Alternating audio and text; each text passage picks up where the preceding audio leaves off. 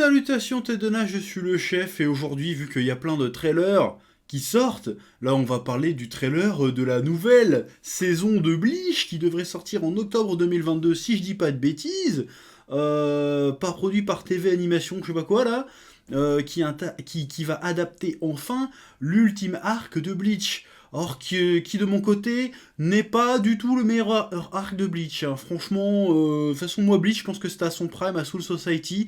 Je sais que cette sentence est polémique. Voilà, vous pouvez m'insulter, j'ai l'habitude, c'est pas grave.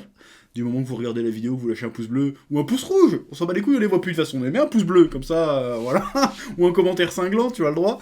Bref, du coup, on est très curieux de voir, putain, Bleach en 2021 ou en 2022, pour le coup, à quoi ça peut ressembler, qu'est-ce qui peut se passer. C'est vrai qu'il y a eu un petit revival de Bleach cette dernière année, avec Tite Kubo, qui a repris le manga dans un autre arc qui va s'appeler, j'ai oublié, mais qui est plus ou moins, en termes de scénario, l'arc Hades dans Saint Seiya, hein, on va pas se mentir.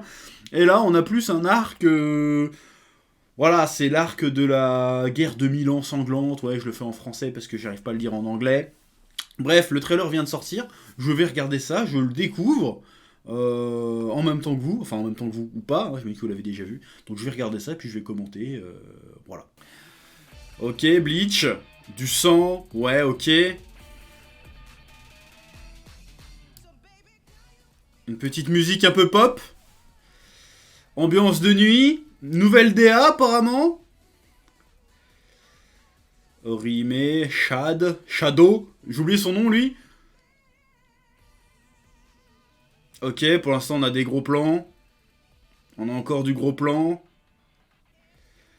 Final Arc, ok. Je suis pas fan de la musique, hein. C'est un peu trop R&B. Là.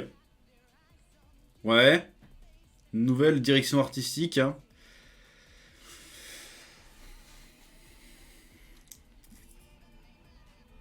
Ouais, du visage. Oh, ça spoil. Oh. Ouais. Mais ça, c'est Fullbringer. Ils avaient pas fini Fullbringer en animé. Parce que ça, c'est quand il est en Fullbringer, ça. Rien à voir avec... Ouais.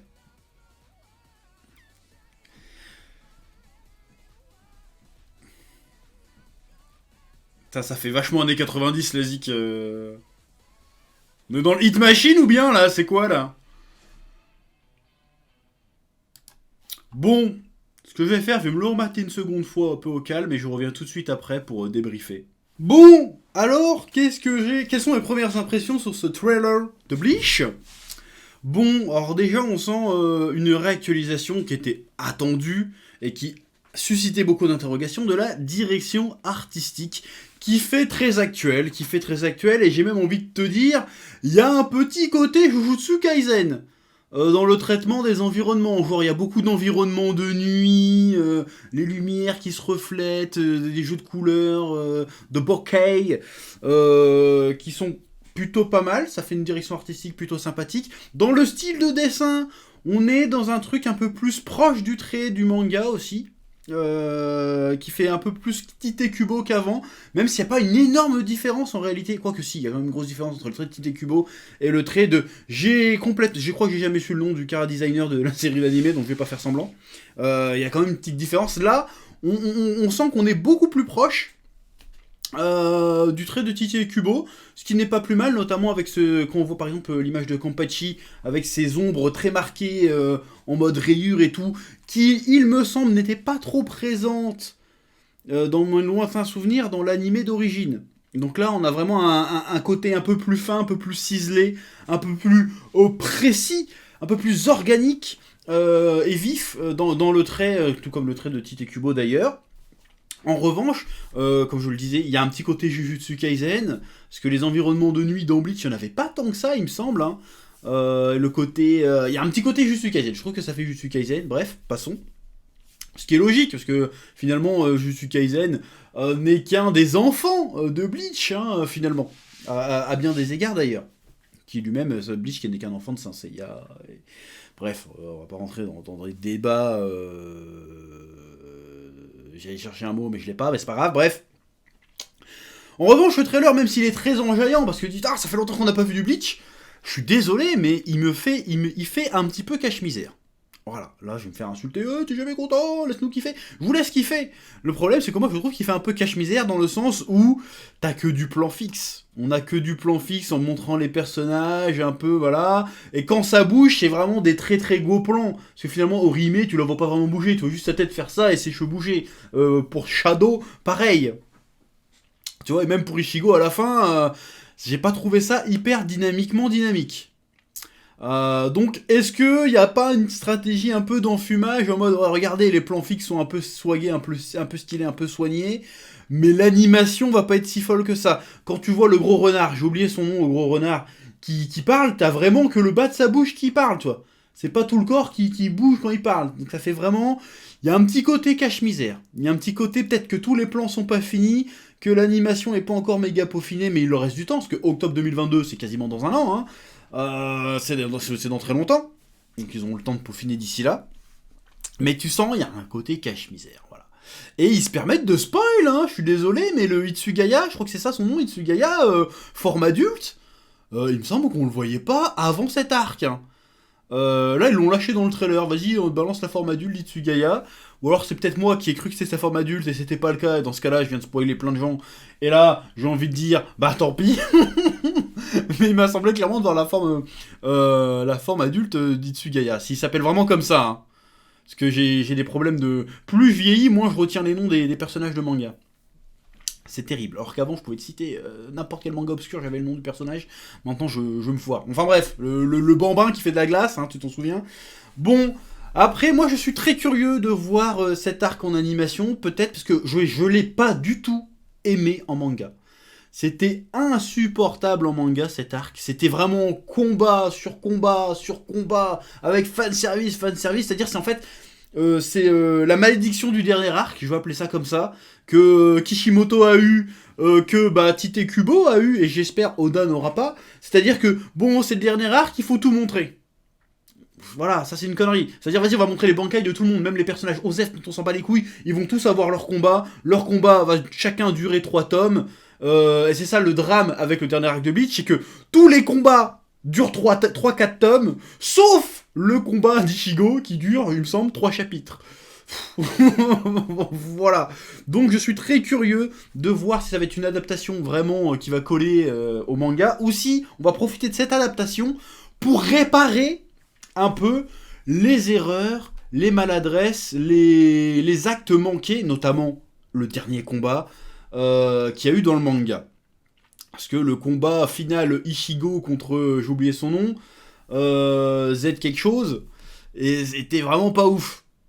Parce qu'en fait, il y a pas de combat en fait. Il y a une espèce de carabistouille scénaristique qui fait que oui, mais en fait, il l'a battu, mais non, c'est le fils d'Ichigo qui va le niquer. Encore une fois, si vous avez pas lu la fin de Bleach, je viens de vous spoiler des trucs.